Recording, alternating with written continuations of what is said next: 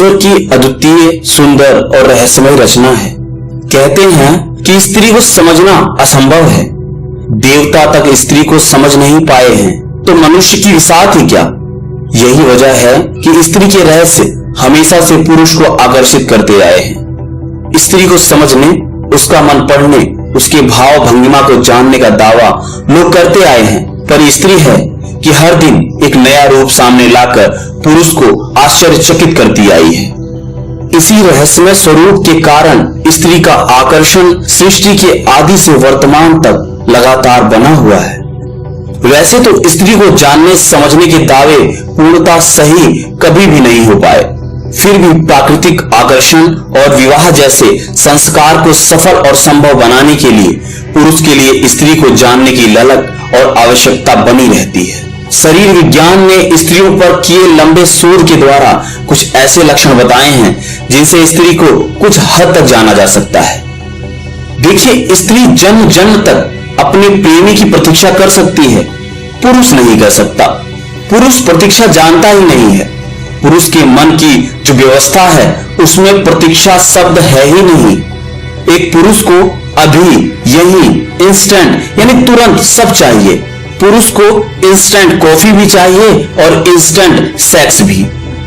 जानते हैं, इसीलिए पुरुष ने विवाह शब्द का इजाद किया, क्योंकि वह जानता था विवाह के बिना इंस्टेंट सेक्स कभी संभव ही नहीं हो सकेगा। पुरुष प्रतीक्षा बिल्कुल नहीं कर सकता, क्योंकि वह आतुर है, व्यग्र है, तनावग्रस्त है। लेकिन स्त्री प्रतीक्षा कर सकती है, अनंत प्रतीक्षा कर सकती है, जन्म जन्म तक प्रतीक्षा कर सकती है।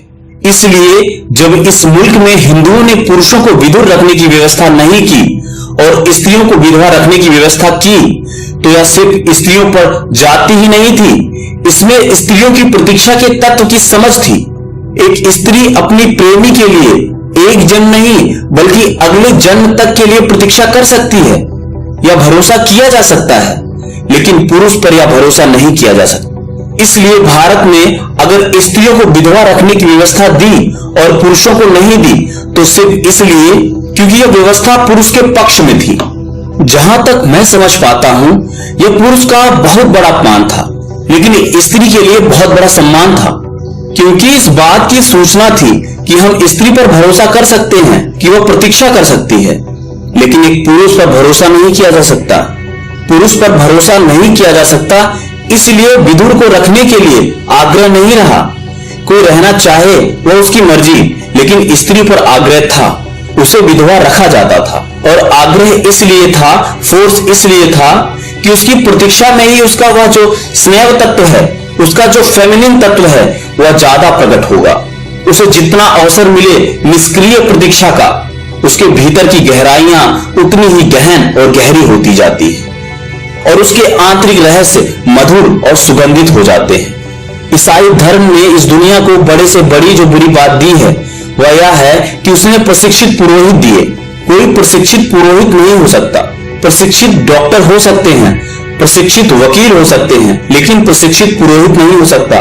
उसी तरह जैसे प्रशिक्षित कवि नहीं हो सकता, और अगर आप कविता को सिखा दें, ट्रेनिंग दे दें, सर्टिफिकेट दे दें और आप यह कह दें कि आदमी ट्रेंड है कविता में, तो वह सिर्फ तुकबंदी करेगा, कवि नहीं बन सकता। कविता उससे पैदा नहीं हो सकती। पुरोहित भी जन्मजात क्षमता है, साधना का फल है, उसे कोई प्रशिक्षित नहीं कर सकता। इसीलिए कोई पंडित बनता नहीं है, पैदाइशी पंडित होता है। सिर्फ उसे निखारने के लिए उसे शास्त्रों का ज्ञान दिया जाता है। लेकिन ईसाइयत ने पुरोहित प्रशिक्षित किए, ट्रेंड पुरोहित। उनके पास डिग्रियां हैं, उनमें डीडी है, यानी डॉक्टर ऑफ डिविनिटी है। डॉक्टर ऑफ डिविनिटी कोई नहीं होता, क्योंकि सर्टिफिकेट पे जो डिविनिटी तय हो जाएगी वह डिविनिटी नहीं हो सकती। यह क्या दिव्यता होगी जो एक स्कूल सर्टिफिकेट देने से तय हो जाती हो। तो पुरोहित के पास जब स्त्रियां अपने पापों को कन्फेस करती हैं, तो यह कन्फेशन बहुत टेपिंग होता है। स्वाभाविक तौर पर जब कोई स्त्री अपने पाप को स्वीकार करती है और एकांत में करती है, तो पुरोहित के लिए बड़ी बेचैनी हो जाती है। स्त्री तो हल्की हो जाती है, लेकिन पुरोहित भारी हो जाता है। असल में विधवा अगर सच में विधवा हो, तो उसके सौंदर्य में बहुत बढ़ोतरी हो जाती है, क्योंकि प्रतीक्षा उसके स्नेह यानी फेमिनिन रहस्य को गहन कर देती है। कुंवारी लड़की में जो रहस्य होता है वह प्रतीक्षा का है।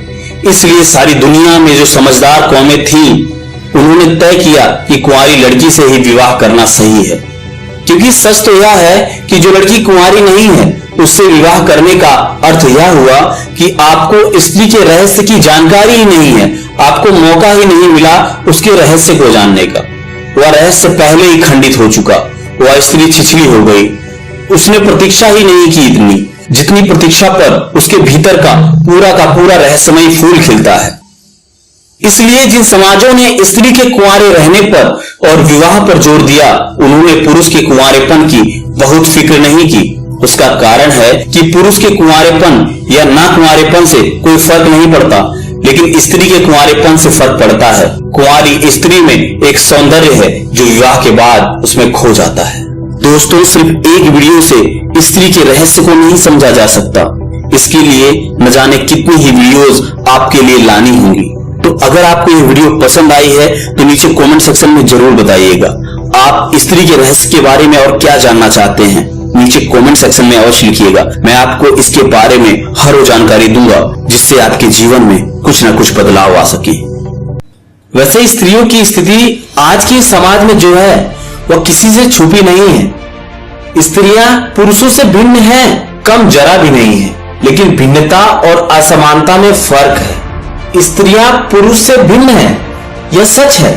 उनमें बहुत भेद है, यह भी सच है। लेकिन असमान वे नहीं है और हीन तो बिल्कुल नहीं है, बल्कि कुछ मामलों में तो पुरुषों से ज्यादा उनकी क्षमताएं हैं। स्त्रियां पुरुष के मुकाबले शरीर से एक अर्थ में कमजोर हैं कि उनके पास मस्कुलर पावर यानी मसल्स की ताकत नहीं है, लेकिन एक दूसरे अर्थ में स्त्रियां पुरुषों से ज्यादा शक्तिशाली हैं। उनके पास रेजिस्टेंस की ताकत पुरुष से ज्यादा है।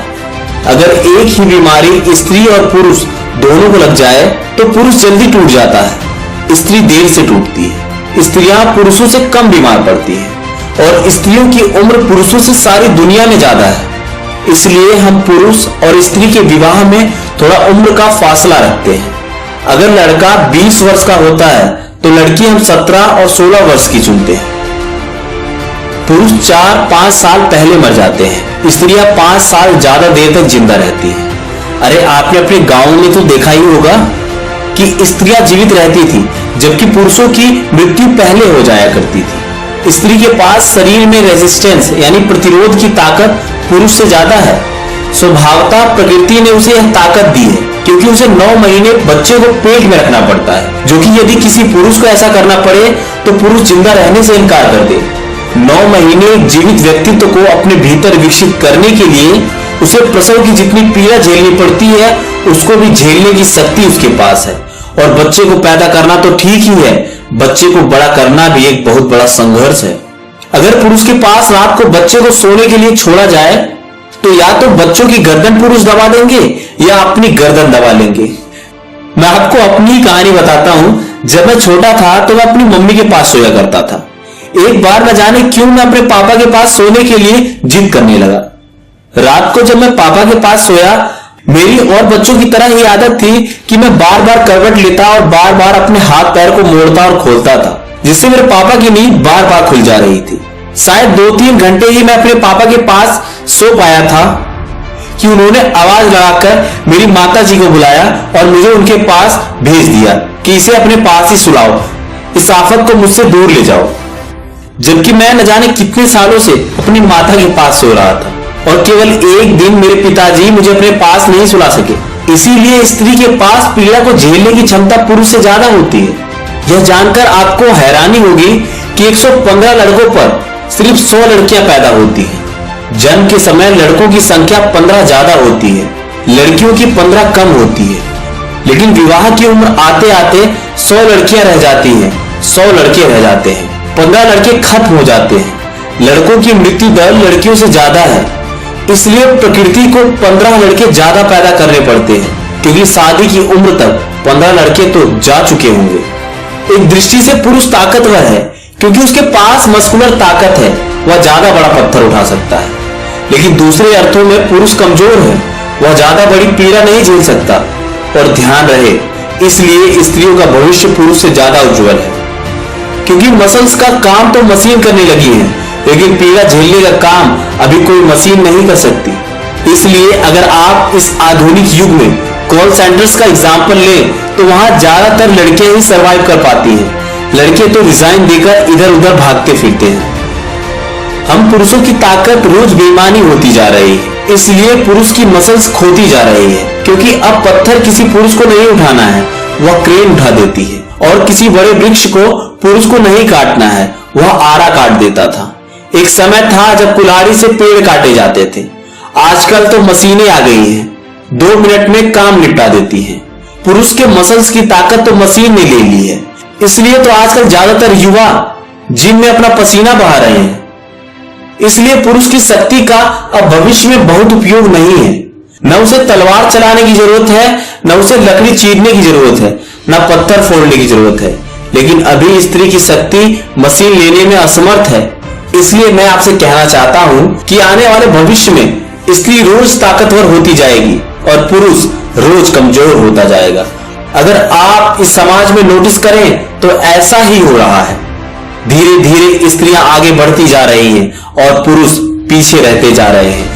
आजकल तो मार्केटिंग लाइन में भी स्त्रियां ही हैं, फील्ड वर्क में भी स्त्रियां ही हैं, डिलीवरी का काम भी स्त्रियां कर रही हैं, बस चलाने का कार्य भी स्त्रियां कर रही हैं। तो स्त्रियां पीछे किस में है?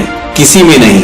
तो इसी प्रकार यदि स्त्रियां आध्यात्म में प्रवेश करें तो उन्हें सत्य तक पहुंचने से कोई नहीं रोक सकता। यदि उनके अंदर एक बार आध्यात्म घर कर गया तो उन्हें सत्य तक पहुंचने से कोई नहीं रोक सकता। तो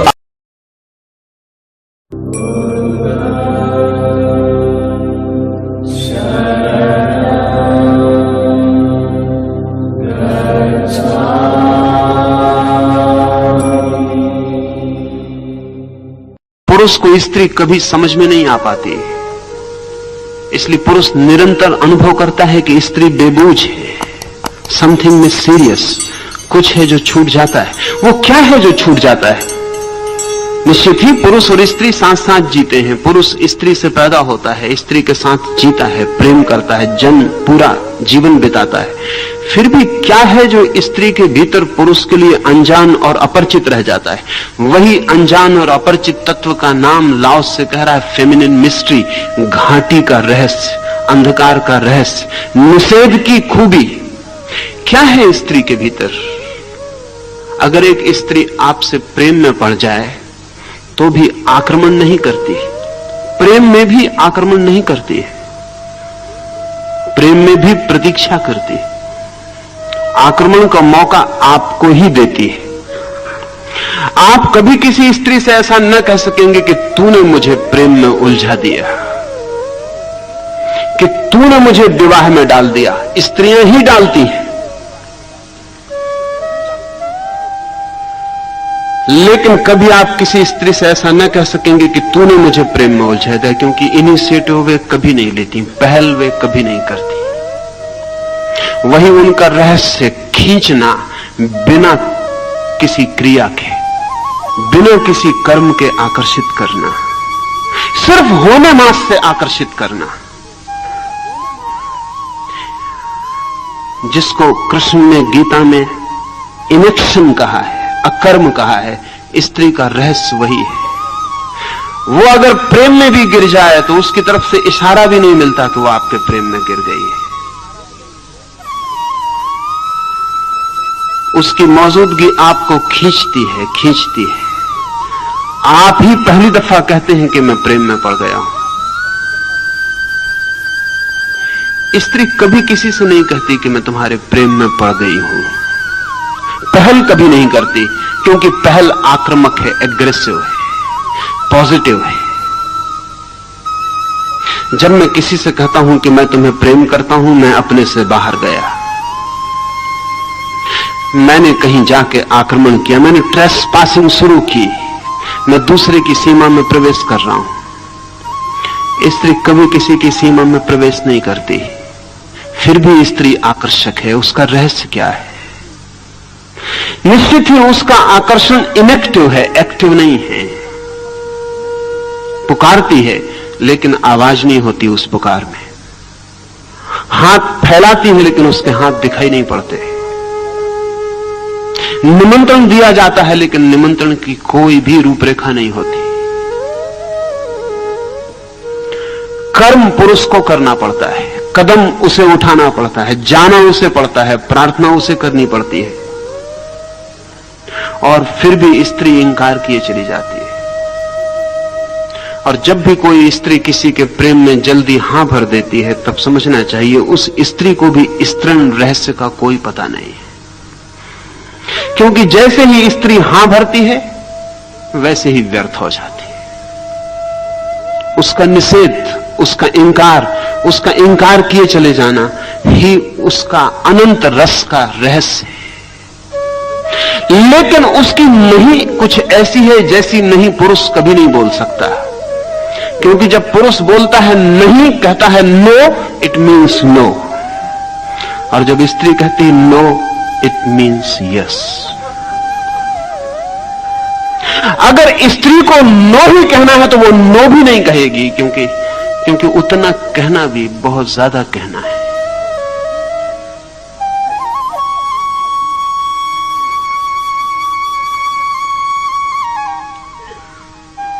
मुल्ला नसरुद्दीन एक युवती के प्रेम में पड़ गया है। बहुत परेशान घर आके अपने पिता को कहा है, चिंतित उदास है। तो पिता ने पूछा है, इतना चिंतित क्यों है नसरुद्दीन? नसरुद्दीन ने कहा कि मैं बड़ी मुश्किल में पड़ गया। जिस स्त्री के पीछे मैं 9 महीने से चक्कर लगा रहा हूं, आज उसने सब बात ही तोड़ दी। पिता ने कहा, तू ना समझ, स्त्री जब कहे नहीं तो उसका अर्थ नहीं नहीं होता। नसरुद्दीन ने कहा, वो तो मैं भी जानता हूं, लेकिन उसने नहीं नहीं कहा। उसने कहा कि तू कुत्ता। नहीं उसने कहा ही नहीं।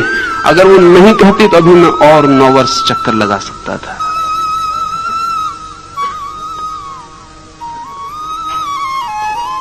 उसने नहीं भी नहीं कहा है, उतना भी रास्ता नहीं छोड़ा है। स्त्री जब हां करती है, तब वो पुरुष की भाषा बोल रही है।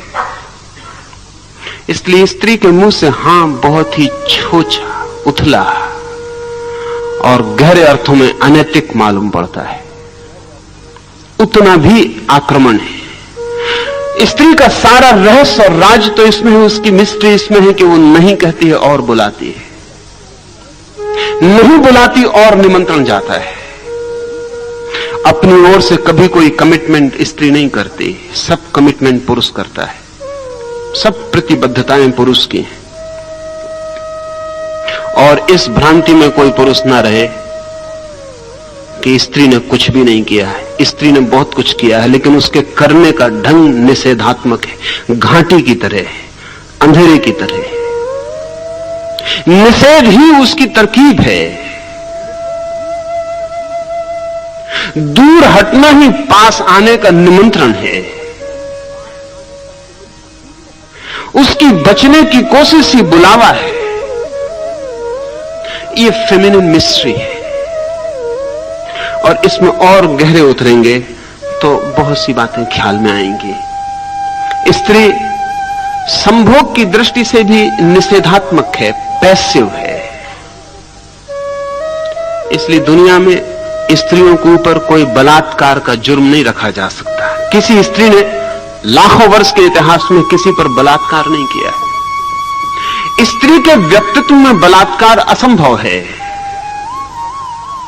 पुरुष बलात्कार कर सकता है, करता है, और 100 में 90 मौके पर पुरुष जो भी करता है वो बलात्कार ही होता है। 100 में 90 मौके पर, उन मौकों पर नहीं जो अदालत में पकड़े जाते हैं। पति अपनी पत्नी के साथ भी जो संबंध निर्मित करता है, उसमें 90 मौके पर बलात्कार होता है, क्योंकि स्त्री चुप है। उसकी चुप्पी हां समझी जा सकती है। और जो हमने व्यवस्था की है समाज की पति के प्रति, हमने उसका कर्तव्य बांधा हुआ है। पति उससे प्रेम मांगे तो वो चुप होकर दे देती है, लेकिन अगर उसके भीतर उस क्षण प्रेम नहीं था तो पति का ये प्रेम बलात्कार होगा। लेकिन पुरुष बलात्कार कर सकता है, क्योंकि पुरुष का पूरा व्यक्तित्व आक्रामक, एग्रेसिव है। हमलावर है।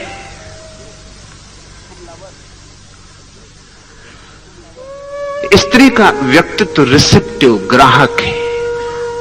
यह न केवल व्यक्तित्व बल्कि शरीर की संरचना भी प्रकृति ने ऐसी ही की है कि स्त्री का शरीर केवल ग्राहक है, पुरुष का शरीर आक्रामक है।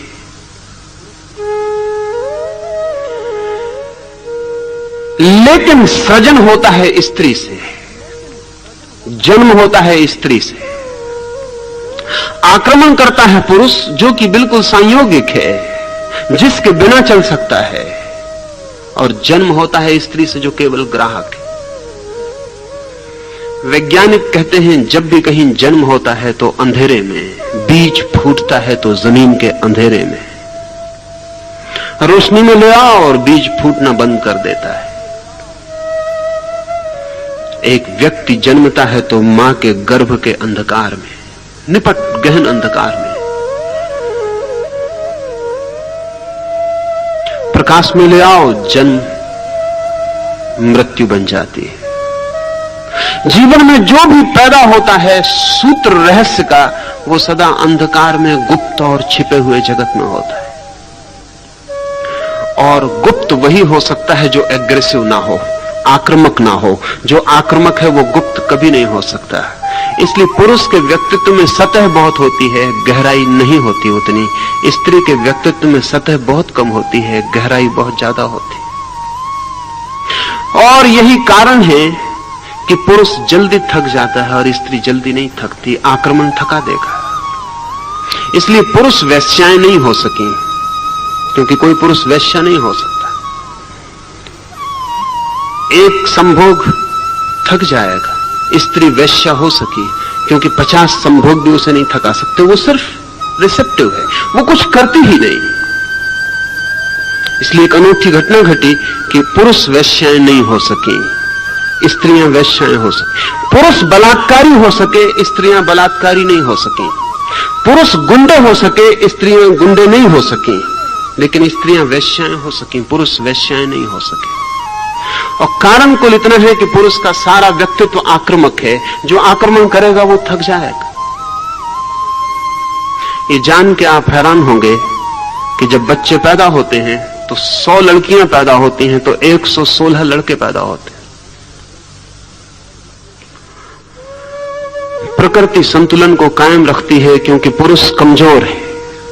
हम सब यही सोचते हैं कि पुरुष बहुत शक्तिशाली है, वो सिर्फ पुरुष का ख्याल है।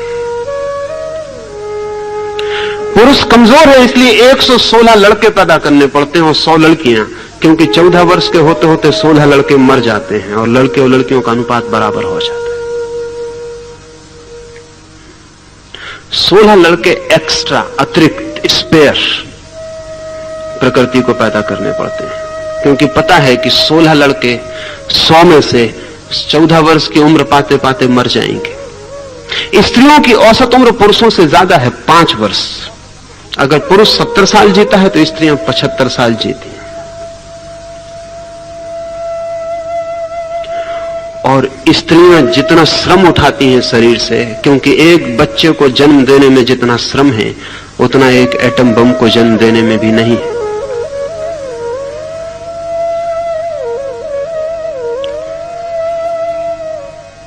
एक स्त्री 20 बच्चों को जन्म दे और फिर भी पुरुष से 5 साल ज्यादा जीती। स्त्रियां कम बीमार पड़ती हैं, और जो बीमारियां स्त्रियों को हैं वो स्त्रियों की नहीं, पुरुषों ने जो समाज निर्मित किया है उसकी परेशानी की वजह से।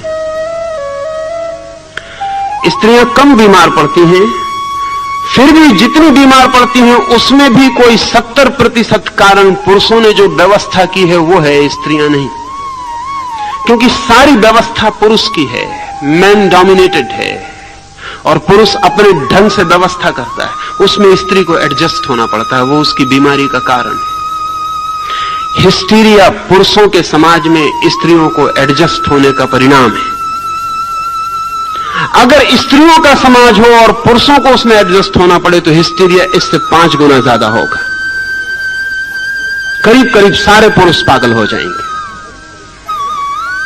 वो स्त्रियों का रेसिस्टेंस है, प्रतिरोधक शक्ति है कि वो सब पागल नहीं हो गई। फिर भी स्त्रियां आपको क्रोधी दिखाई पड़ती हैं, ईर्ष्यालु दिखाई पड़ती हैं, उपद्रव कलह 24 घंटे वो जारी रखती हैं। उसका कुल कारण इतना है कि वे जो होने को पैदा हुई हैं, समाज उनको वो नहीं होने देता और कुछ और करवाने की कोशिश करता है। उससे उनकी सृजनात्मक शक्ति विध्वंस की तरफ, परवर्षण की तरफ, विकृति की तरफ चली जाती। और पुरुषों ने स्त्रियों को इतना दबाया और इतना सताया, तो आमतौर से लोग समझते हैं, स्त्रियां भी यही समझती हैं कि स्त्रियां कमजोर थीं, इसलिए पुरुषों ने इतना सताया। मैं आपसे कहना चाहता हूं, जो जानते हैं वो कुछ और जानते हैं। वो ये जानते हैं कि स्त्रियां इतनी शक्तिशाली थीं कि अगर न दबाई गई होती तो पुरुषों को उन्होंने कभी का दबा डाला होता। उनको बचपन से ही दबाने की जरूरत है, नहीं वो खतरनाक सिद्ध हो सकती है।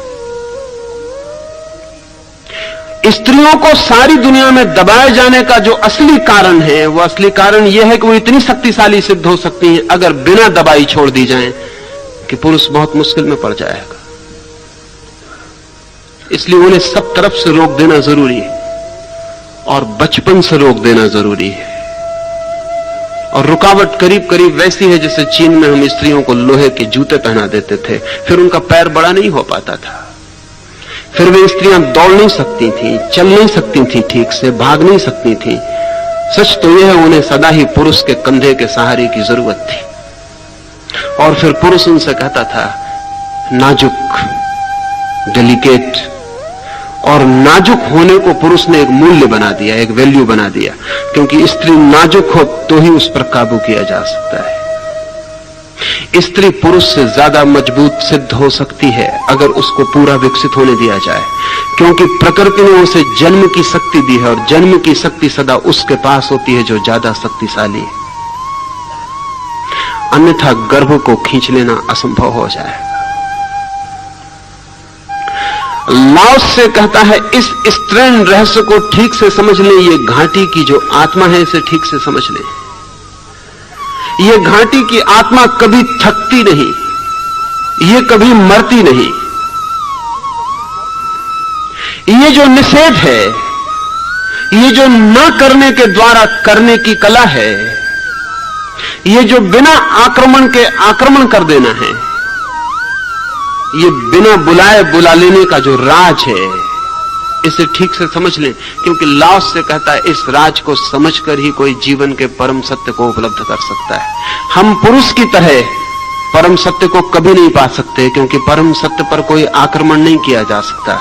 कोई हम बंदूकें और तलवारें लेकर परमात्मा के मकान पर कब्जा नहीं कर लेंगे। परमात्मा को केवल वे ही पा सकते हैं जो स्त्रीण रहस्य को समझ गए, जिन्होंने अपने को इतना समर्पित किया, इतना छोड़ा, लेट गो, कि परमात्मा उनमें उतर सके। ठीक वैसे ही जैसे स्त्री पुरुष के प्रेम में अपने को छोड़ देती है, कुछ करती नहीं, बस छोड़ देती है, और पुरुष उसमें उतर पाता है।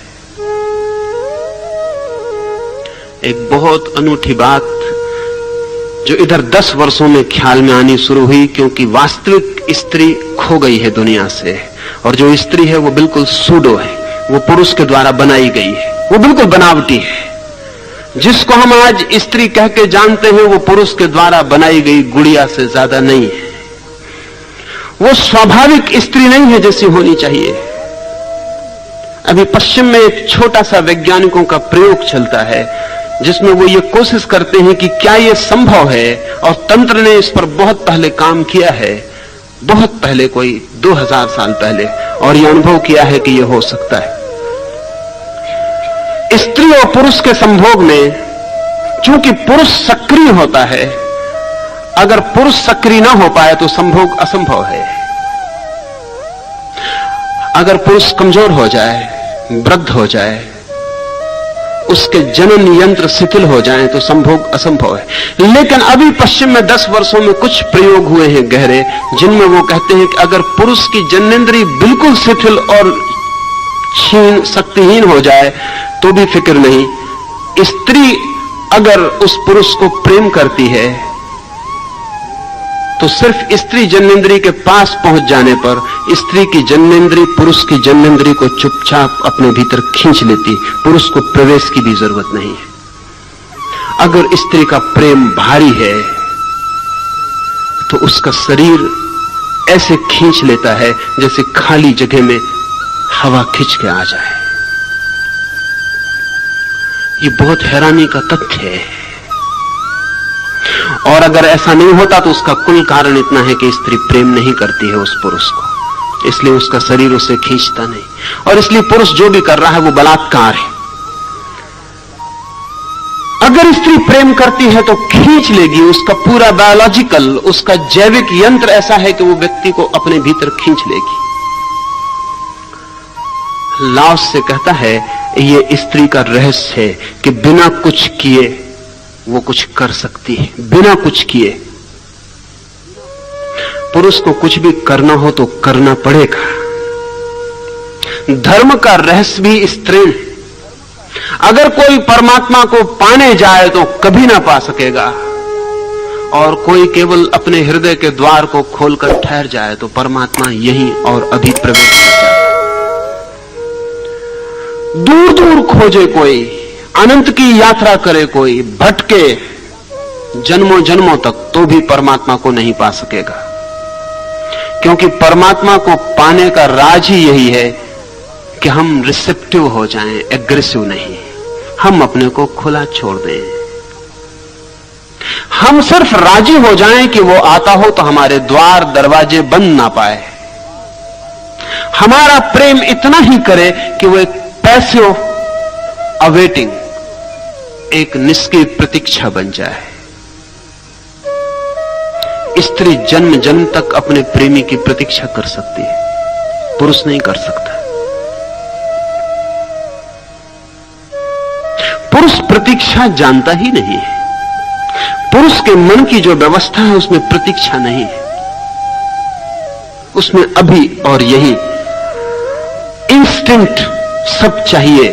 इंस्टेंट काफी भी, इंस्टेंट सेक्स भी, अभी। इसलिए पुरुष ने विवाह ईजाद किया, क्योंकि विवाह के बिना इंस्टेंट सेक्स अभी संभव नहीं है।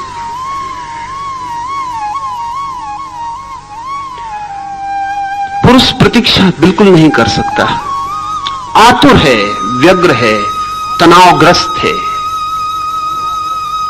लेकिन स्त्री प्रतीक्षा कर सकती, अनंत प्रतीक्षा कर सकती। इसलिए जब इस मुल्क में हिंदुओं ने पुरुषों को विधुर रखने की व्यवस्था नहीं की और स्त्रियों को विधवा रखने की व्यवस्था की, तो ये सिर्फ स्त्रियों पर जाती ही नहीं थी, ये स्त्रियों की प्रतीक्षा के तत्व की समझ भी इसमें थी।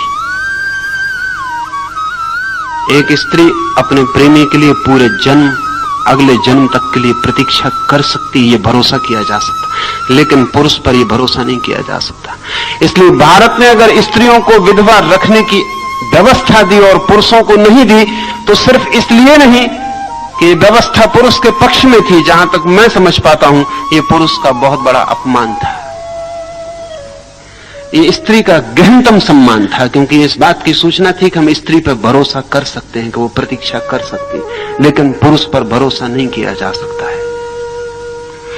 पुरुष पर भरोसा नहीं किया जा सकता है, इसलिए विधुर को रखने के लिए आग्रह नहीं रहा। कोई रहना चाहे वो उसकी मर्जी,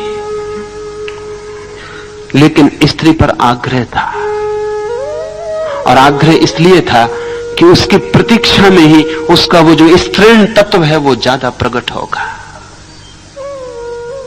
उसे जितना अवसर मिले निष्क्रिय प्रतीक्षा का, उसके भीतर की गहराइयां उतनी ही गहन और गहरी हो जाती हैं, और उसके आंतरिक रहस्य मधुर और सुगंधित हो जाते हैं। एक बहुत हैरानी की बात मैं कभी कभी पढ़ता रहा हूं, कभी मेरे ख्याल में नहीं आती थी कि बात क्या होगी।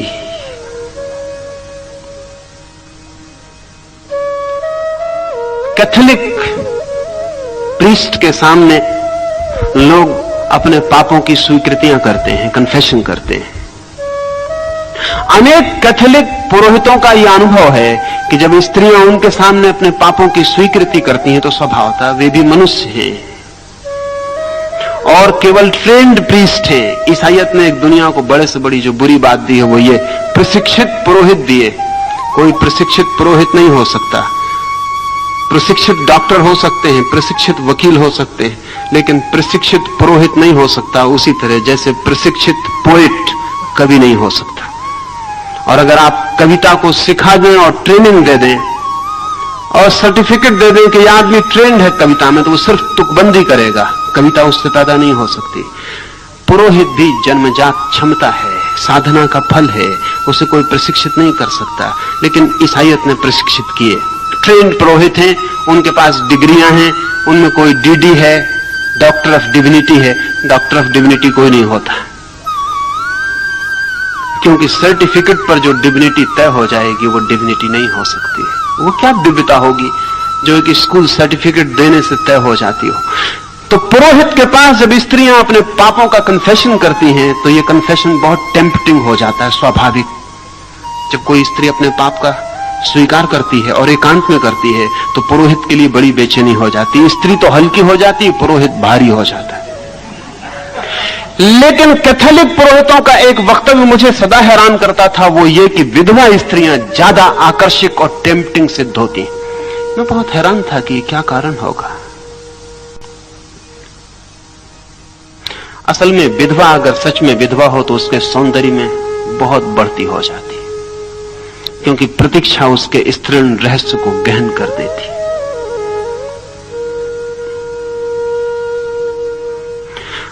कुंवारी लड़की में जो रहस्य होता है वो प्रतीक्षा का है। इसलिए सारी दुनिया में जो समझदार कौमें थी उन्होंने तय किया कि कुंवारी लड़की से ही विवाह करना, क्योंकि सच तो यह है कि जो लड़की कुंवारी नहीं है उससे विवाह करने का मतलब है कि आपको स्त्री के रहस्य को जानने का मौका ही नहीं मिलेगा। वो रहस्य पहले ही खंडित हो चुका, वो स्त्री छिछली हो गई, उसने प्रतीक्षा ही नहीं की है इतनी जितनी प्रतीक्षा पर वो भीतर का पूरा रहस्य में फूल खिलता है। इसलिए जिन समाजों ने स्त्री के कुंवारे रहने पर और विवाह पर जोर दिया, उन्होंने पुरुष के कुंवारेपन की बहुत फिक्र नहीं की। उसका कारण है कि पुरुष के कुंवारेपन या ना कुंवारेपन से कोई फर्क नहीं पड़ता है, लेकिन स्त्री के कुंवारेपन से फर्क पड़ता है। कुंवारी स्त्री में एक सौंदर्य है जो विवाह के बाद उसमें खो जाता है। वो सौंदर्य उसमें फिर से जन्मता है जब वो मां बनना शुरू होती है, क्योंकि अब वो एक और बड़े रहस्य के द्वार पर और एक और बड़ी प्रतीक्षा के द्वार पर खड़ी हो जाती। उसे गर्भवती देखकर पति चिंतित हो सकता है, और पति चिंतित होते हैं, और उनकी चिंता स्वाभाविक है, क्योंकि उनके लिए प्रतीक्षा नहीं केवल एक और इकोनॉमिक, एक आर्थिक उपद्रव उनके ऊपर आने को है। लेकिन मां मधुर हो जाती है। असल में मां का गर्भ जैसे बढ़ने लगता है उसकी आंखों की गहराई बढ़ने लगती है, उसके शरीर में नए कोमल तत्वों का आविर्भाव होता है। गर्भिणी स्त्री का सौंदर्य स्त्रीण रहस्य से बहुत भारी हो जाता है।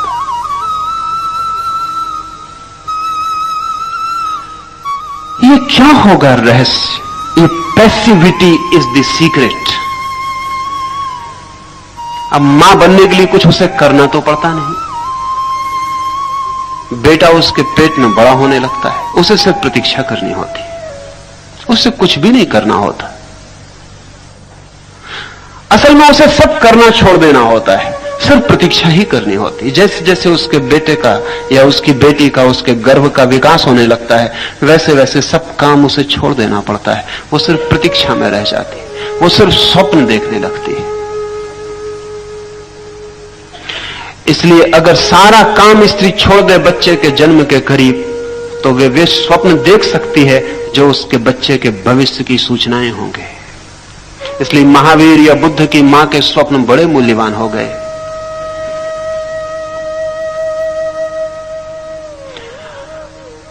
महावीर या बुद्ध के संबंध में कहा जाता है कि जब वे पैदा हुए तो उनकी मां ने स्वप्न देखे। वे स्वप्न रोज मां के सामने प्रकट होते गए।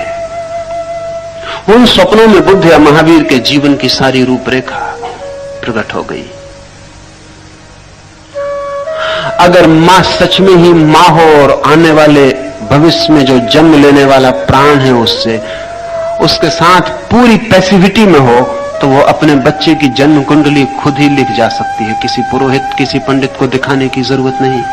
और मां जिसकी जन्म कुंडली न लिख सके उसकी कोई पुरोहित और पंडित न लिख सकेगा, क्योंकि इतना तादात्म्य इतना एकात्म फिर कभी किसी दूसरे से नहीं होता है। पति से भी नहीं होता है इतना तादात्म्य पत्नी का जितना अपने बेटे से होता है। बेटा उसका ही एक्सटेंशन है, उसका ही फैलाव है। लेकिन मां बनने के लिए कुछ भी करना नहीं पड़ता, पिता बनने के लिए बहुत कुछ करना पड़ता है। मां बनने के लिए कुछ भी नहीं करना होता, मां बनने के लिए केवल मौन प्रतीक्षा करनी होती है।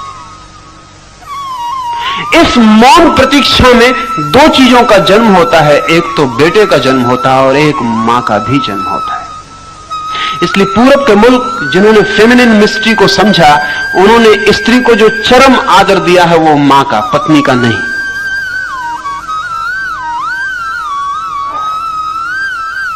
ये बहुत हैरानी की बात है। मुझसे लोग पूछते थे कि आप सन्यासियों को स्वामी कहते हैं, लेकिन सन्यासियों को मां क्यों कहते हैं, जबकि वो भी उनका विवाह भी नहीं हुआ, उनका बच्चा भी नहीं हुआ। असल में मां का संबंध स्त्री की चरम गरिमा से है। वो अपनी चरम गरिमा पर सिर्फ मां के क्षण में होती है। उसका जो पीक एक्सपीरियंस है वो पत्नी होना नहीं है, प्रेयसी होना नहीं है। प्रेयसी और पत्नी होना केवल चढ़ाई की शुरुआत है। उसका जो पीक एक्सपीरियंस है, जो शिखर अनुभव है, उसका मां होना। इसलिए जिन समाजों में भी स्त्रियों ने तय कर लिया है कि पत्नी होना उनका शिखर है, उन समाजों में स्त्रियां बहुत दुखी हो जाएंगी, क्योंकि वो उनका शिखर है नहीं। यद्यपि पुरुष राजी है कि वे पत्नी होने को ही अपना शिखर समझें, क्योंकि पुरुष को पति होने पर शिखर उपलब्ध हो जाता है, पिता होने पर उसे शिखर उपलब्ध नहीं होता।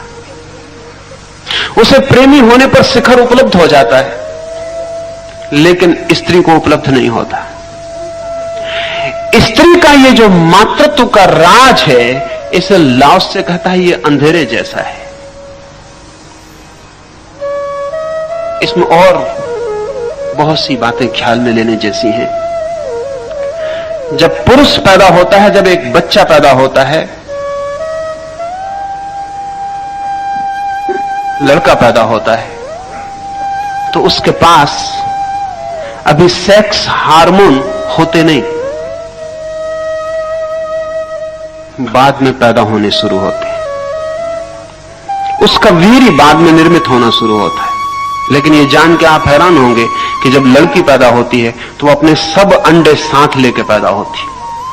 उसके जीवन भर में जितने अंडे प्रति माह है उसके मासिक धर्म में निकलेंगे, उतने अंडे वो लेकर ही पैदा होती है। स्त्री पूरी पैदा होती है, उसके पास पूरा कोष होता है उसके एग्स का। फिर उनमें से एक एक अंडा समय पर बाहर आने लगेगा, लेकिन वो सब अंडे लेकर आती है। पुरुष अधूरा पैदा होता है, और अधूरे पैदा होने की वजह से लड़के बेचैन होते हैं और लड़कियां शांत होती हैं। एक अनइजीनेस लड़के में जन्म से होती है, लड़की में एक एट ईजनेस जन्म से होती है। लड़की के शरीर का, उसके व्यक्तित्व का जो सौंदर्य है, वो उसकी शांति से बहुत ज्यादा संबंधित है। अगर लड़की को बेचैन करना हो तो उपाय करने पड़ते हैं, और लड़के को अगर शांत करना हो तो उपाय करने पड़ते हैं। अशांत होना स्वाभाविक है।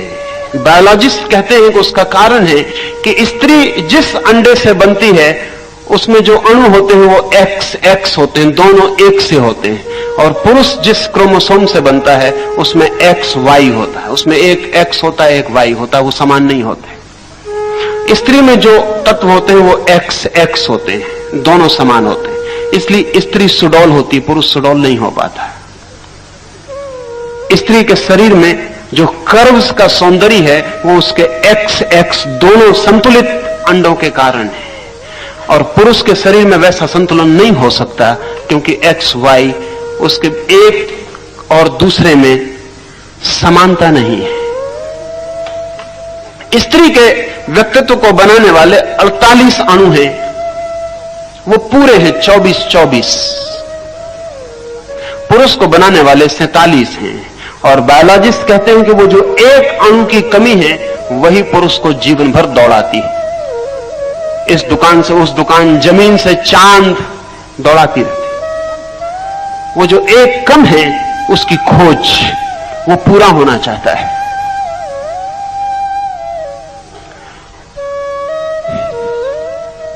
ये जो स्त्री का संतुलित, शांत, प्रतीक्षारत व्यक्तित्व है, लाओस से कहता है ये जीवन का बड़ा गहरा रहस्य है। परमात्मा स्त्री के ढंग से अस्तित्व में है, पुरुष के ढंग से नहीं। इसलिए परमात्मा को हम देख नहीं पाते, उसे हम पकड़ भी नहीं पाते। वो मौजूद है जरूर, लेकिन उसकी प्रेजेंस स्त्रीण न होने जैसा है। उसे हम पकड़ने जाएंगे उतना ही वो हमसे छूट जाएगा, उतना ही हट जाएगा, उतना ही उसकी खोज मुश्किल हो जाएगी। अस्तित्व स्त्रीण है, इसका अर्थ यह है कि अस्तित्व में जो भी प्रकट होता है अस्तित्व में पहले से छिपा है। एक, जैसा मैंने कहा, स्त्री में जो भी पैदा होगा वो सब पहले से ही छिपा है, वो अपने जन्म के साथ लेकर आती है सब, उसमें कुछ नया एडिशन नहीं होता।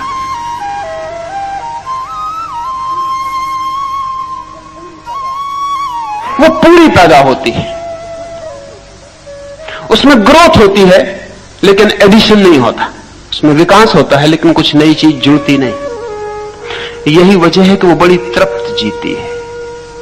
स्त्रियों की तृप्ति आश्चर्यजनक है, अन्यथा इतने दिन तक उनको गुलाम नहीं रखा जा सकता था।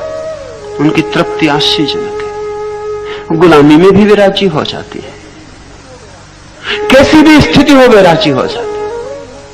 अतृप्ति उनमें बड़ी मुश्किल से पैदा की जा सकती है, बड़ी कठिन है, और तभी पैदा की जा सकती है जब कुछ बायोलॉजिकल कठिनाई उनके भीतर पैदा हो जाए, जैसा पश्चिम में लग रहा है कि कठिनाई पैदा हुई है, तो उनमें पैदा की जा सकती है बेचैनी। और जिस दिन स्त्री बेचैन होती है उस दिन उसको चैन में लाना फिर बहुत मुश्किल है, क्योंकि वो बिल्कुल अप्राकृतिक है उसका बेचैन होना। इसलिए स्त्री बेचैन नहीं होती, सीधी पागल होती। ये आप जान के हैरान होंगे कि स्त्री या तो शांत होती है या पागल हो जाती है, बीच में नहीं ठहरती, ग्रेडेशंस नहीं है। पुरुष न तो शांत होता है इतना, न इतना पागल होता, बीच में काफी डिग्रीज है उसके पास, अशांति की डिग्रीज में वो डोलता रहता है। बड़ी से बड़ी अशांति में भी वो पागल नहीं हो जाता, और बड़ी से बड़ी शांति में भी वो बिल्कुल शांत नहीं हो जाता। नीत्शे ने बहुत विचार की बात कही है। उसने कहा है कि जहां तक मैं समझता हूं, बुद्ध जैसे व्यक्ति में स्त्रीण तत्व ज्यादा रहे होंगे।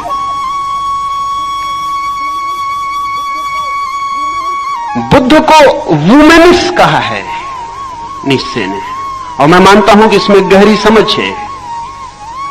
सच यह है कि जब कोई पुरुष भी पूरी तरह शांत होता है तो स्त्रीण हो जाता है, हो ही जाएगा,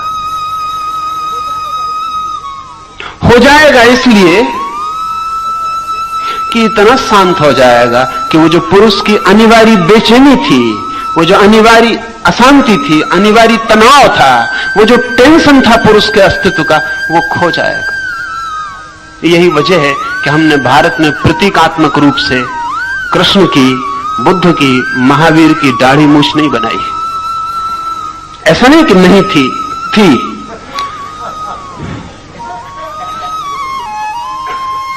लेकिन नहीं बनाई, क्योंकि वो सांकेतिक नहीं रह गई, सांकेतिक नहीं रह गई। वो बुद्ध के भीतर की खबर नहीं देती, इसलिए उसे हटा दिया। सिर्फ एक मूर्ति पर बुद्ध की दाढ़ी है, इसलिए लोग उस मूर्ति को कहते हैं वो झूठ है, वो ठीक नहीं है, क्योंकि किसी मूर्ति पर दाढ़ी नहीं है। महावीर की एक मूर्ति पर मूछ है तो लोग कहते हैं कि वो कुछ किसी जादूगर ने उन पर मूछ उगा दी है। तो उस पूरे मंदिर का नाम मुछाला महावीर है, मूछ वाले महावीर, क्योंकि महावीर तो मूछ वाले थे नहीं। लेकिन महावीर में मूछ न हो, बुद्ध में मूछ न हो। कभी एक आध दफा ऐसी घटना घट सकती है, क्योंकि कुछ पुरुष होते हैं जिनमें हार्मोन्स की कमी की वजह से दाढ़ी मूछ नहीं होती। लेकिन जैनों के 24 तीर्थंकर और किसी को दाढ़ी ना हो, जरा कठिन, इतना बड़ा संयोग मुश्किल है। लेकिन वो प्रतीकात्मक है। वो इस बात की खबर है कि हमने ये स्वीकार कर लिया था कि ये व्यक्ति अब स्त्रीण रहस्य में प्रवेश कर गया, द फेमिनिन मिस्ट्री में। ध्यान रहे, जब मैं स्त्रीण रहस्य कह रहा हूं तो कोई ऐसा ना समझे कि मेरा मतलब स्त्री से ही है। स्त्री भी हो सकती है स्त्रीण रहस्य में प्रवेश ना करे, और पुरुष भी प्रवेश कर सकता है। स्त्रीण रहस्य तो जीवन का एक सूत्र है। लाओ से इसलिए कहता है कि द फीमेल मिस्ट्री दस डू वी नेम, हम इस तरह नाम देते हैं। नाम देने का कारण है क्योंकि ये नाम अर्थपूर्ण मालूम पड़ता है। हम उस रहस्य को पुरुष जैसा नाम नहीं दे सकते।